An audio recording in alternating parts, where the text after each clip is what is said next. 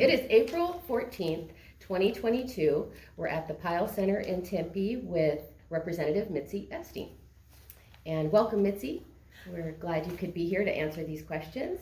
I think it's such an exciting project and just warms my heart. Yay! So we start with the easy questions like when and where were you born? Evergreen Park, Illinois, which is a suburb of Chicago, in a place called Little Company of Mary Hospital. And what brought you to Tempe, or when did you come to Tempe? So my husband's job first brought us here, and will never forget. We're in the car with the realtor, and we step out, and it's just a hairdryer blowing in my face because it was October, and we thought, sure, this will be nice, but it was that hairdryer blowing in my face, and ever since then, I've just told friends who visit, now it's going to be like a hairdryer blowing in your face, but I love it. I just love it. So and that was the when? beginning. That was 1996 when we moved here. And did you move to the neighborhood you live in now? Same house for all these years, yes. And just is there a name for that neighborhood, or what? It's called Warner Ranch. Mm-hmm. And we like to ask, what influenced you as a child? Your parents, grandparents. What were some of your influences? So one of my early childhood memories is of Sister Lucille, who was my second grade teacher. And I wrote a lovely little poem that was, Crystal is our cat. She can run just like that. She sits in a curl all wound up tight. Now what do you think of that? I was 7-year-old. What do you want? But Sister Lucille was wonderful. And one day, even after Mass, she caught up with my mom and me and said, oh, I just love your poems. She's bragging to my mom and telling me, I just love little Denise's poems, because in Catholic school I was Denise. I love her poems. And she said to me, and I can never forget this moment, where she just looks right at me and she says, now you keep on writing those poems. And, that's the kind of teacher and mentor we all want, is somebody, whatever it is you're doing, just somebody who likes it enough that tells you, keep doing that. And I just think, not that I'm a poet, but it was that encouragement that made all the difference in the world, I think.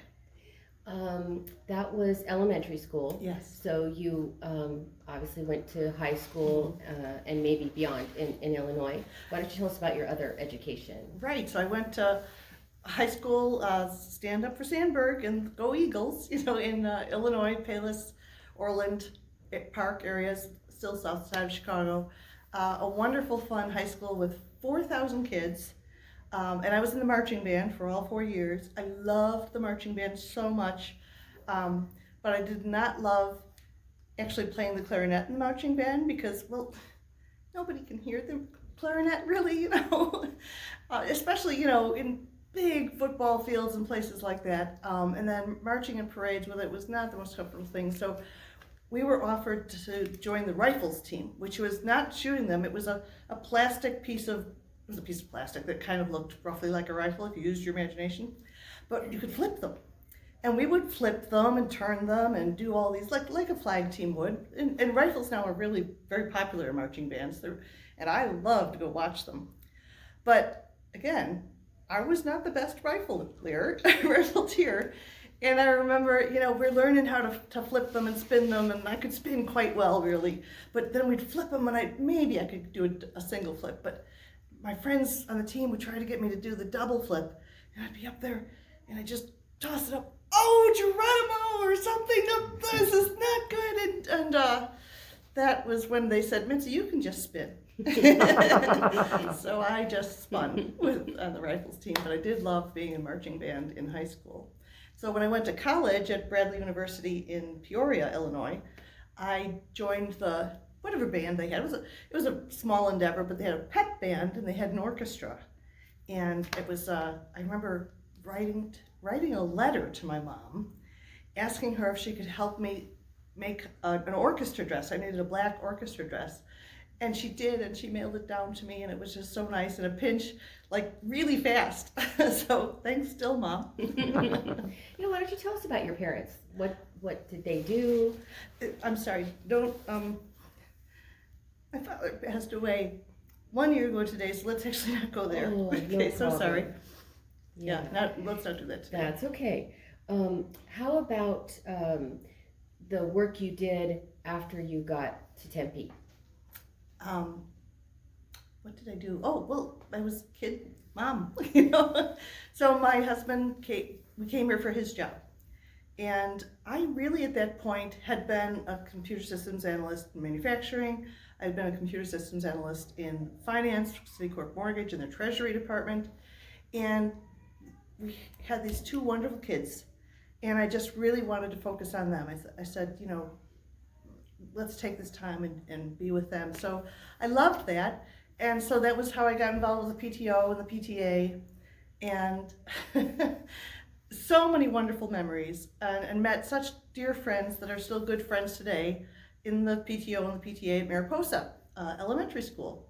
So Kyrene de la Mariposa was and you have two sons. Yes, two sons. Kyrene de la Mariposa, right, is a K-5 school, and it must have been when we'd only been here a few years, and I was president of the PTO over at Mariposa, and we had a sock hop, and Sandy Lau, whom you may know, was in charge of the sock hop. And so she's running the sock hop, and I'm doing my best to be very supportive to everything that's going on, you know, just being helpful wherever help is needed. And I find myself inside the school, and I had grabbed some trash and taken it out to the back where you put away trash. And then I went to go back in the building, and I'm locked out. I'm locked out of the building and locked inside the trash pen. So there's like these, you know, wooden gates around the back door where they keep all the trash bins, and I'm locked in there, and I'm calling, is anybody out there? And there's kind of because very nearby they're all sock hopping outdoors. It's, you know, they're playing music, kids are dancing, kids are being kids, it's noisy, and I'm trying to call, is anybody out there? And I think Sandy herself came over and says, who's back there? And I said, it's me, Mitzi. She says, what are you doing back there? So lo and behold, we get the people to come and help me out. And there's my PTO pals, Carolyn and Sandy and Becky and Karen. And they're kind of standing in a line. What were you doing in the back of the trash bins? And I said, there was trash that had to go out. And I wanted to get it away from the sock hop and out there. And they said, you know, that makes sense. Yes, your helpful nature. So your boys went to Mariposa, and then did they go to KMS? They went to Pueblo. Oh, okay. Yes, they went to Pueblo. Pueblo Middle School. Yes. And then did they go on to Corona? And both went to Corona, yes. And so Sam had tried out for the soccer team at Corona, and I hope he doesn't mind me saying this, but it was the funniest moment to me, you know. So my kids played soccer, AYSO soccer, growing up all the time, because Rick was a big soccer fan, and I just like kids, you know. So he had coached kids, I had coached kids in soccer. So Sam grew up playing soccer, and he decided to try out for the soccer team. And he was making it through the week of tryouts. One day he came home, I just never forget, he brought his soccer bag home, put it up on the counter, he says, well, Mom, I learned something today. If you're gonna make the soccer team, you have to be good at soccer. And it was his way of saying he didn't make the soccer team, but he was okay with it. And he sure is now. He's doing very well. He's got a whole career over in Boston and doing great. And so what does he do? He owns a music hall called the Jungle Community Music Center, I think, or music club. It's a bar that has a stage, and it has been his dream to have a place where the local bands can play. And so he made his dream come true. And it's a lovely place. And, you know, Safety Mom is really glad that one of the things he really invested in was a great HVAC system. So when COVID hit, he went out a bit, you know, turned out the lights, did not open for a long time. But then when he was able to open back up again, he's got a lot of air moving through there, which makes me very happy. Oh, good, good. But he's happy, and that's what really matters. You know, this dream, he made it come true of having local bands come and perform. And I had a real Arts Jam moment that's something with the Arts Council for Youth. We had always tried to encourage kids to use their love of music and their love of the arts and do something with it. And I'll never forget when I noticed he had a love of music, and I this is like in high school, maybe in college. Well, would you like to do more with an instrument or anything? And he said, no, I want to manage the band, so this is what he does. Oh, that's great. What about your other son? What does he do? So Danny is an actor, and he's living in New York and working very hard at the Penny Farthing, which is the name of a restaurant in New York City where he makes the money he needs in order to pursue being an actor in New York City. Great. But he's been in a couple of online, webisodes of TV shows and that were really online. And of course, he was in a feature film. He had a little walk-on part. I'll think of it sometime, but I can't remember the name of it now, but he's doing very well too. And you mentioned Rick coaching soccer, but that's your husband. Yes. So just yes. to make clear. Right. And so you were involved with PTO. You mentioned Arts Council for Youth, which is something else you were involved with. And as your kids were getting older and going through middle school and high school, when was it that you ran for the Kyrene School Board? Oh gosh, yes, that was 2004, Mm-hmm. and it was another one of those PTO moments. I'm having coffee with my buddies, the PTO moms, and we're kind of frustrated, feeling like the current superintendent just was not really listening as much, wasn't engaging with parents. And Kyrene parents want to be engaged, and I wanted to help Kyrene parents be engaged, and so I decided to run for the school board, and they said, yes, you should run for the school board. And as you know, won and served for 4 years. And then I have to tell you, I said I can leave the school board after this one term because Michelle Hirsch is going to run next. I knew she would also work hard to engage the community. Well, are there any stories or specific things from your service on school board that you feel were an accomplishment or maybe inspired you to your next office?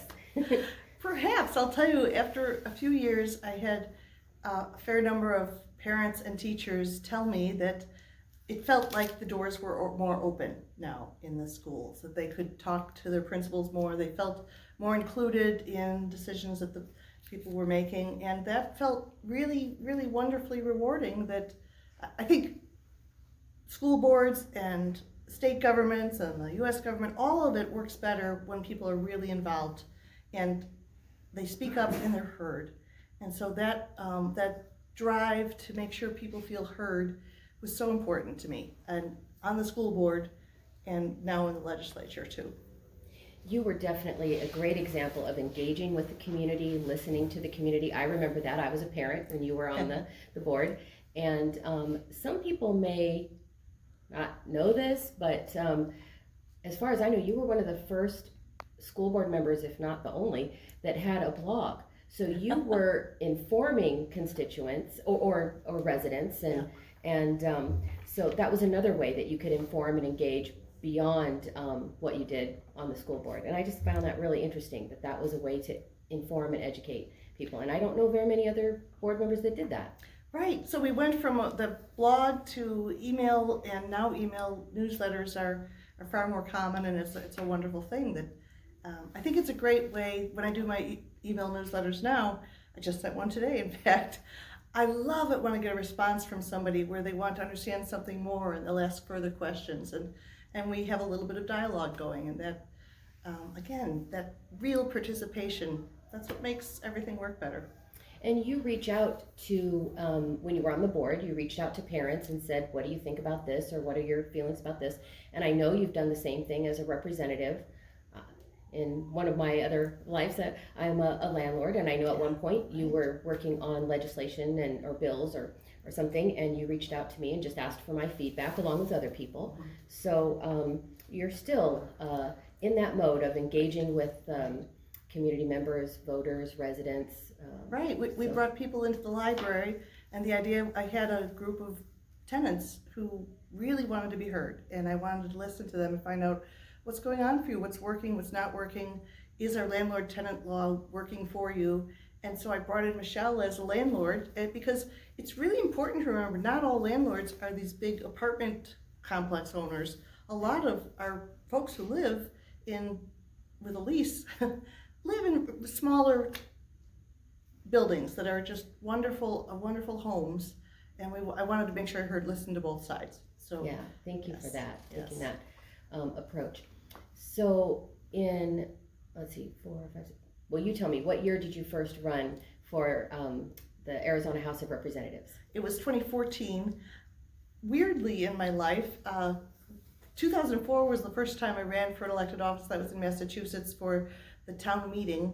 And in Dartmouth, Massachusetts, the town meeting was a group of 400 people, whereas we might have 5 or 6 on a city council. They had 400 people, which was great because, again, really close to the people.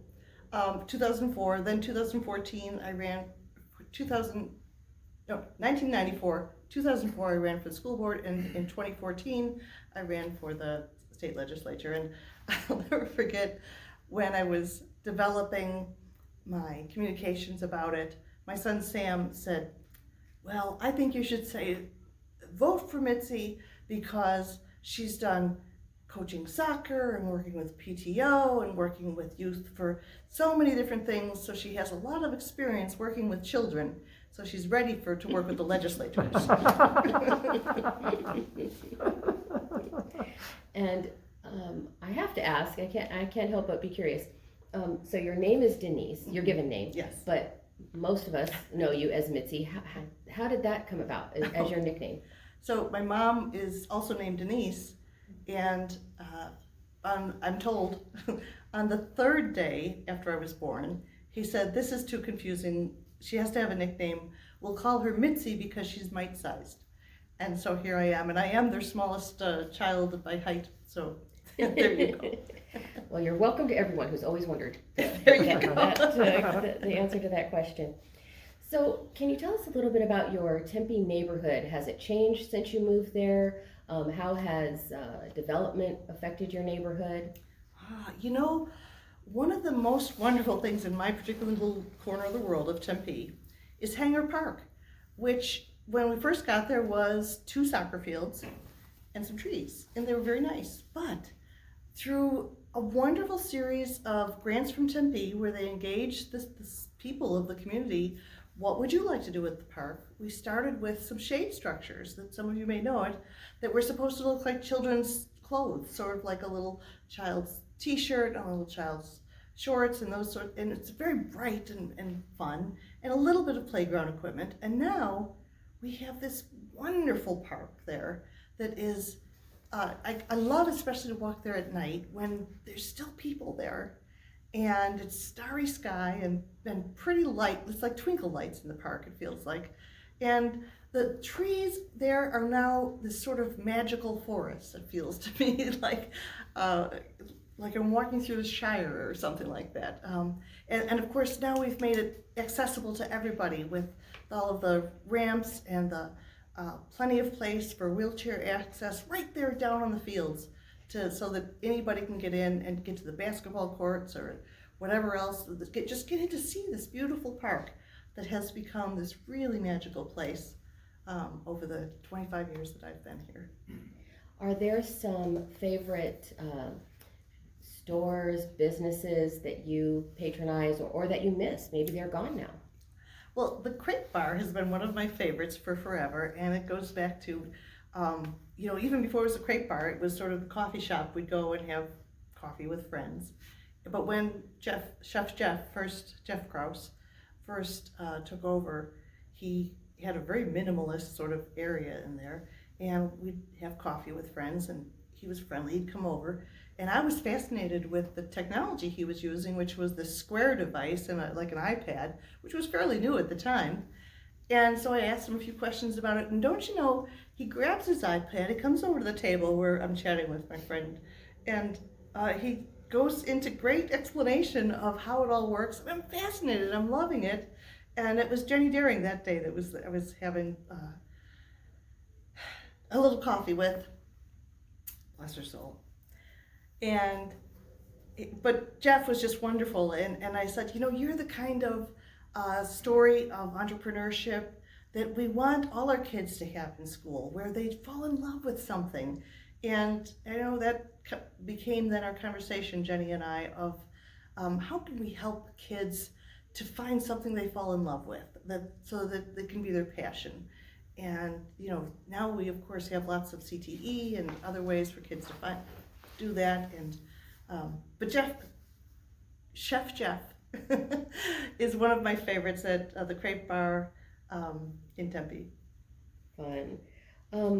Are there any specific organizations, community organizations besides PTO, parent organizations? I know you did Arts Council for Youth. Are there any other organizations that you were or are involved in? Well, AYSO for so long, so AYSO is American Youth Soccer Organization. I was a coach, and I got into coaching soccer because coaches were needed, and I said, I am not an athlete, but I know how to tell 4-year-olds, run that way, so became a coach, and I really liked it, of course, because kids on a Saturday, right?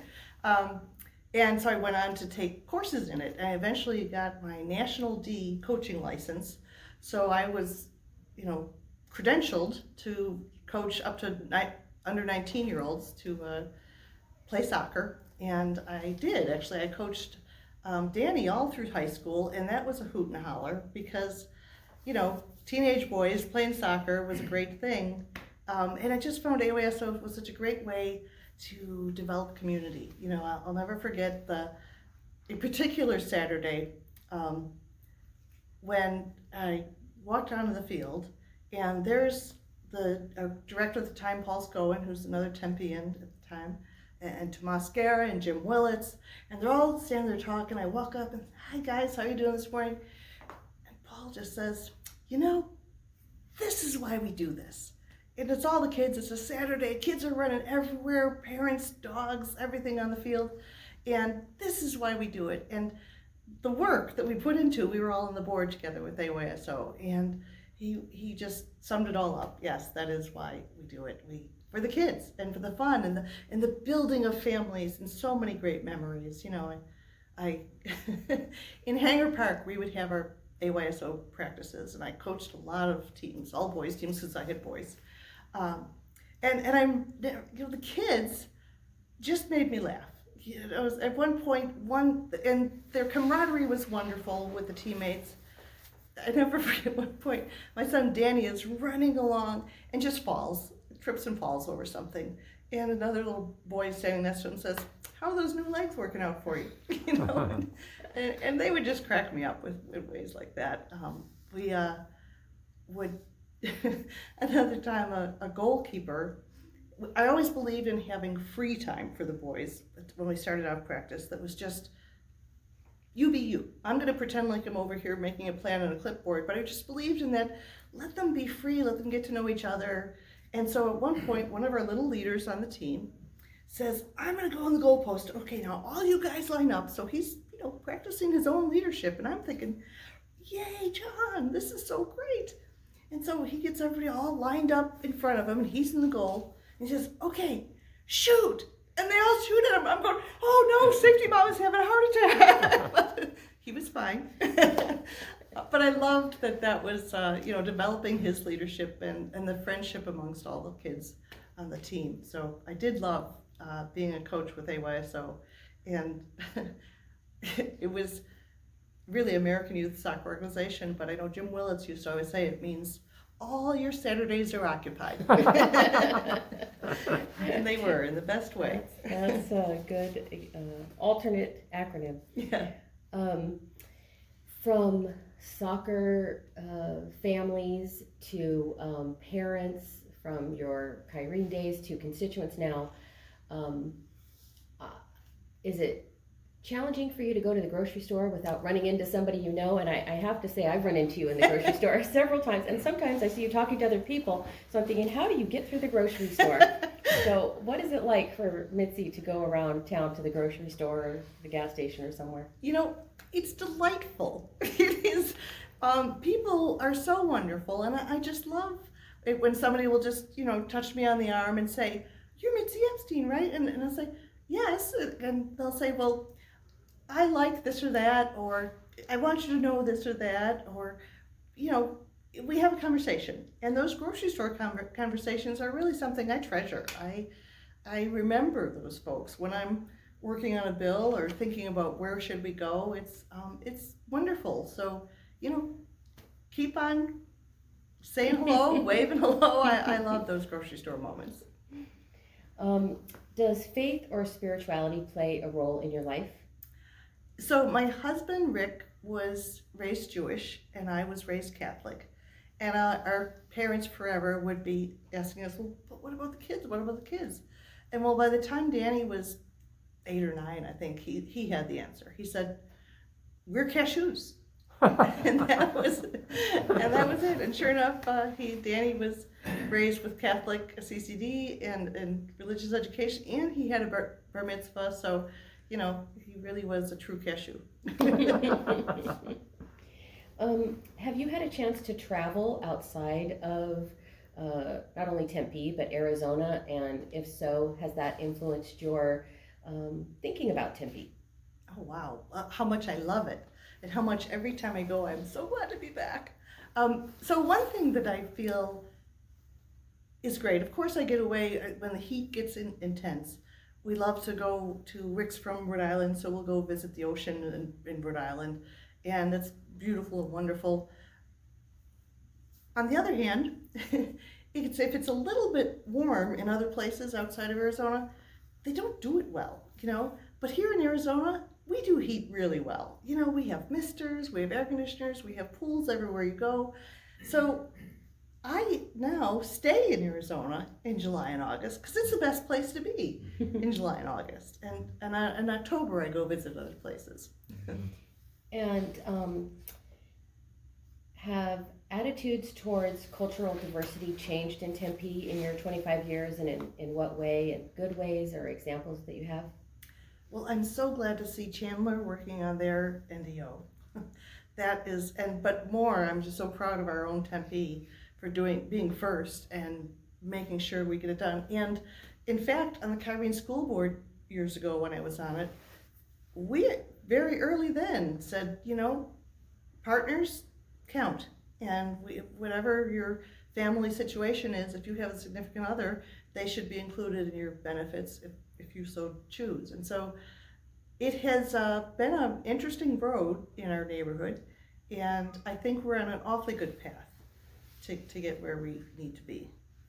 And you have lived in Tempe for 25 years, raised your children here, but you represent, I can let you say, but Northwest Chandler, Tempe, what other areas? Because your connection, I'd like you to speak to your connection to Tempe, but you can overlap because you have connections to Chandler and our neighboring cities. Well, my district is Ahwatukee, Chandler. Currently, it's a little bit of Mesa, the Dobson Ranch area of Mesa, and South Tempe. And when I first looked at this map and was thinking about running, I thought, well, that is perfect.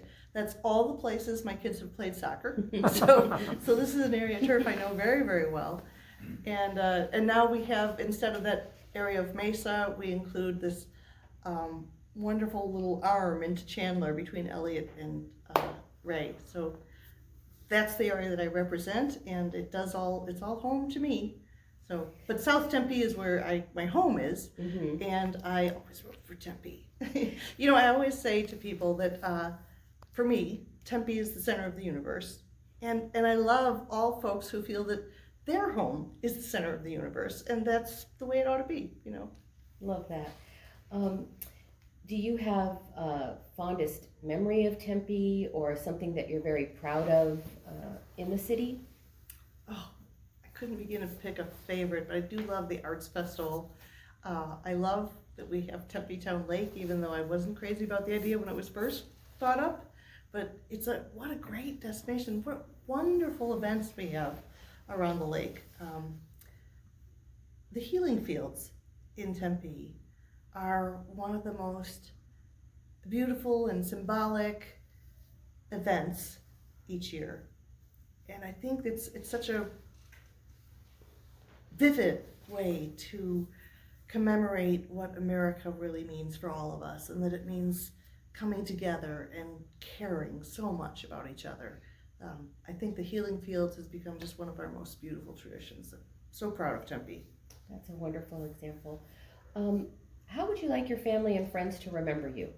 Oh. I know that's a tough one. I never thought of that.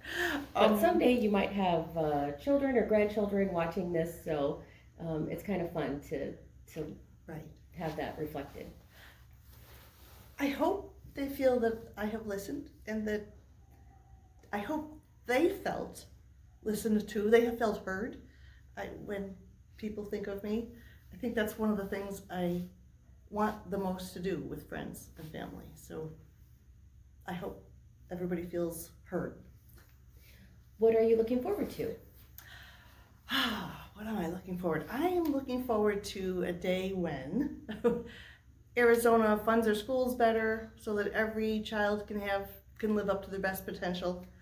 I'm looking forward to an Arizona when all of our differences are valued and we appreciate each other. And again, I think we're on a good path, but we have to really work at it. It's to make that happen.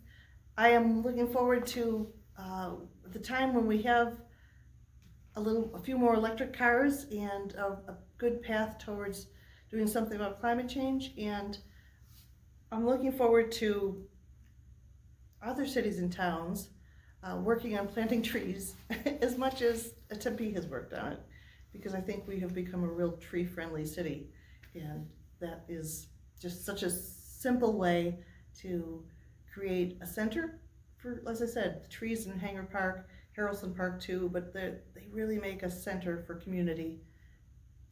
When my son chose to use the word community in the name of his business, I thought my heart was going to break. You know, those moments when you're just so happy for your kids, you know? I have to ask about your necklace. It's Oh. beautiful, it's unique. Does it have a special meaning, or it matches your jacket so it's perfect? We were on vacation in Mexico, and we went to a craft fair where the designers were working on these things, and I was captivated by the person who was making them, and I just decided to buy it, which I don't normally buy stuff on vacation, but this was just very pretty, and I was really enthralled with the act of making the art. Oh, that's fun, because you can always remember that. Yes, I do. I remember that time. Is there anything else related to work, family, Tempe, your experiences in Tempe that you'd like to share that I didn't ask you about? You know what, I made notes. Let me take Oh, a good. look. See, you can edit this, but this was my notes in the car on the way over. That's great, then you don't forget. Yes, that's right. Oh,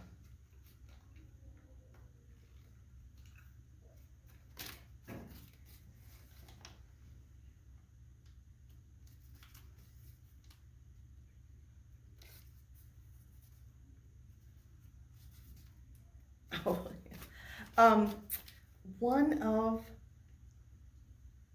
So I'll tell you an old story and a new one.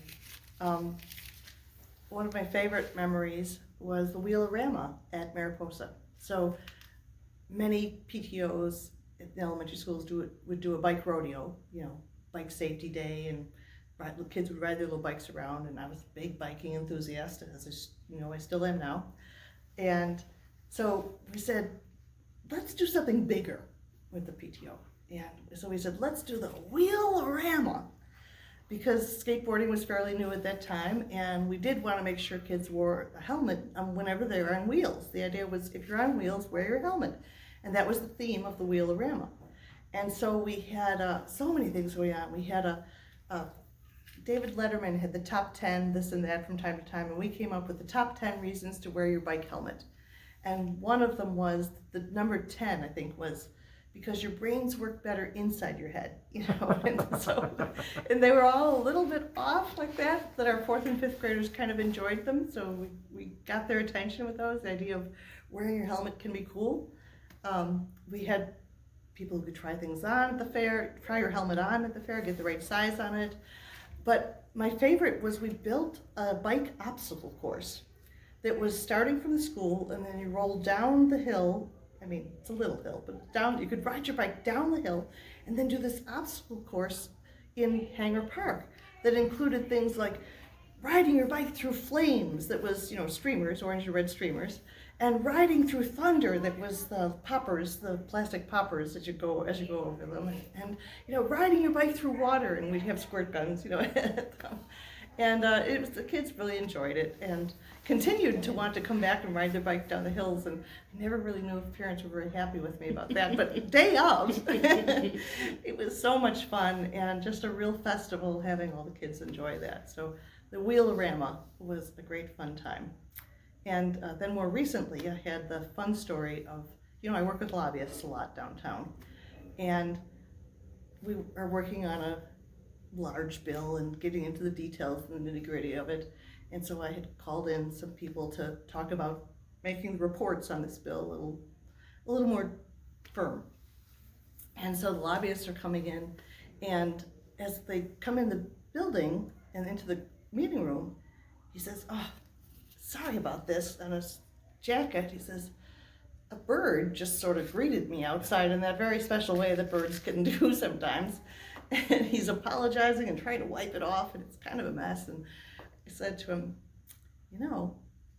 they say, for the rich, they sing. I do actually appreciate working with lobbyists. Sometimes they are wonderful experts in their field and a big help. So that's a fun thing to bring in and learn lots of different things. Well, in all of your work, whether it's been with soccer kids or parenting or governing board and at the legislature, I'm sure that you have influenced and impacted people in a lot of ways. And but I did want to share a story that meant so much to me. I'm going to try to say it without choking up. But when you were on the Kyrene Governing Board, and I was running for the Kyrene Governing Board, so I was paying attention to board meetings and attending board meetings, you were instrumental in the schools having a portal, a parent portal. Yes. And it was a pilot for a year, and that was my son's first year, my middle son's first year at his middle school. And it was a way for parents to go online and see what their kids were turning in and what they weren't turning in and what their grades were and what assignments were coming up. And my son had always struggled in school.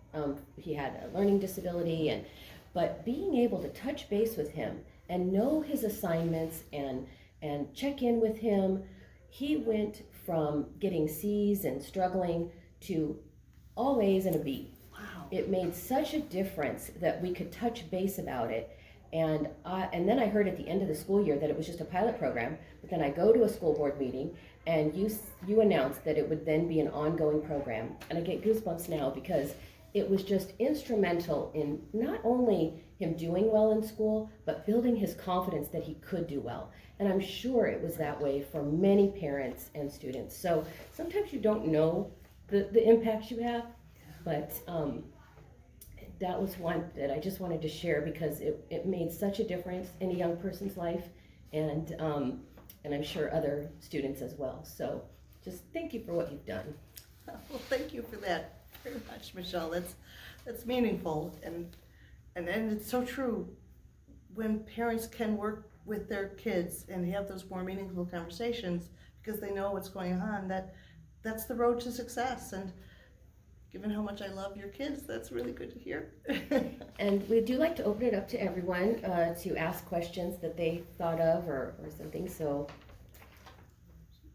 two related questions. This is Dwayne Rohn asking the question. If I'm a citizen of any city and I don't know how to get involved, how can I go about doing that? I don't have a clue about how to get involved, and why should I?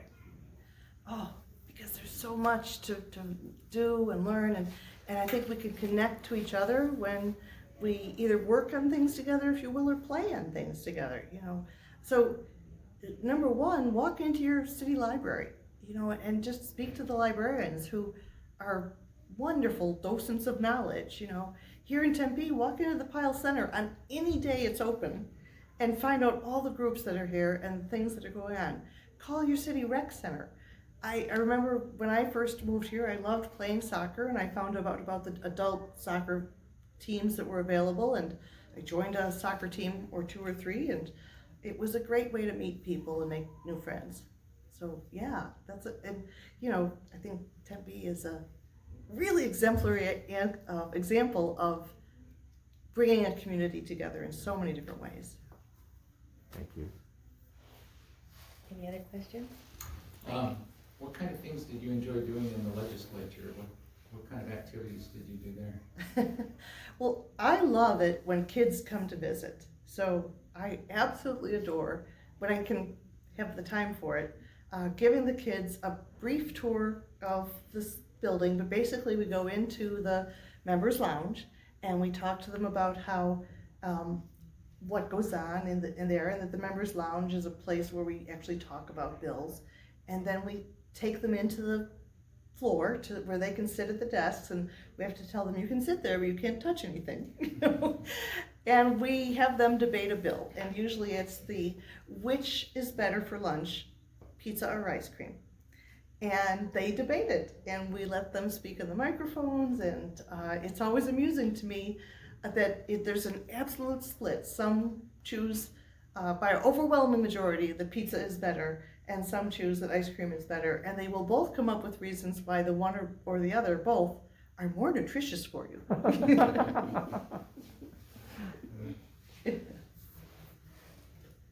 Hi, Mitzi. Hey, Michael. Katie here. I don't actually have a question for you, which is unusual for me, but I do have feelings that I want to share. So this is very meaningful to me that you would come in and add your members of Tempe to our interviews. And although we haven't seen each other in recent years, I feel a deep connection from the time we spent for our mutual passion for arts education, which Michelle also shares, and many other people. And so I want to thank you for that, leading the way on people of all different backgrounds working together. And the very, I don't even want to say bipartisan, but you know, as a school board member, that's a nonpartisan, that's what I mean, Yes. a nonpartisan position. And you did that very well. And so I appreciate that I know that in your current position, that I know you well, that you have integrity, and that you are always open to people talking to you, whether it's in the grocery store or any other official means of communication. And so I appreciate that example. I think, Way to leave. thank you. It's so kind of you to say that. I think that it's something that is integral to my heart, to include a lot of people, because I always wonder, I think as a kid, I always grew up feeling like, well, but how do you feel? And are you okay? And is it all right with you? And you know, I was a checker-inner as a kid, and then my professional training was, if you're going to build a computer system, it has to work with all the other systems. And so when you're writing it, you have to have everybody at the table at the time you're developing it. You can't just say, here it is, make it work. You have to include people from every perspective. And so that's very much in my heart, so I appreciate that you appreciate it. And oh my goodness, Mikkel, anytime you call me, I am gonna move heaven and earth to do it for you, because you have been such a pillar of this community too, in so many ways. Well, thank you. Yes. You know, thinking of Jenny, Deering, and Paul Scollins moved away now. You know, it's like, Yeah.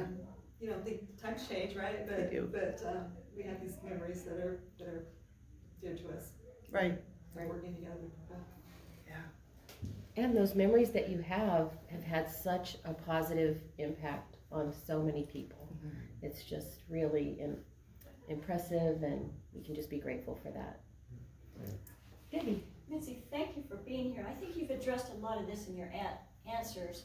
It's obvious that you want a person to dream and be able to achieve their dreams, and it's obvious too that you really value community input and respect other people's opinions. Yeah. I think that's come across in many different ways that you said here. So for those of us who need a one-on-one, maybe beginner course, how can a person help to show respect and help a group to come to a community decision to be inclusive but yet be able to move forward when we all might not be exactly have that vision at the beginning? You're right, that how do we get to a shared vision? And I think it comes back to listening, where you have to start by listening to each other to figure out, you know, people talk about let's find common ground, but I think we also have to dig into a little bit about what image are you holding in your head when we're talking about something. It might be an entirely different image from what I'm holding in my head. And that's where we have to actually express what do we think about something. You know, whether we're talking about whether or not the kids should wear helmets when they're roller skating inside the school, you know, which was one of my early passions, where we had to really realize we had to work with the school officials to understand how some of these parents felt about it, which was different from the way the officials were looking at it. And we had to really express honestly. And I think that takes time to get to a level of trust with each other, to honestly express how you're feeling. And then once you have some trust, you can express how you're feeling. And if you listen to each other, then you will find that common ground, and you can work on that common ground as strength. So that's actually something, yeah, I've given a lot of thought to, and tried to put methods in place that will work to get there. Thank you again so much for being here and doing this interview, and we wish you well. Well, thank you very much. I just love the project, and you know, what's bad about people asking you questions and telling stories for a little while? That's just delightful. So thank you for that. That's great. Thank you.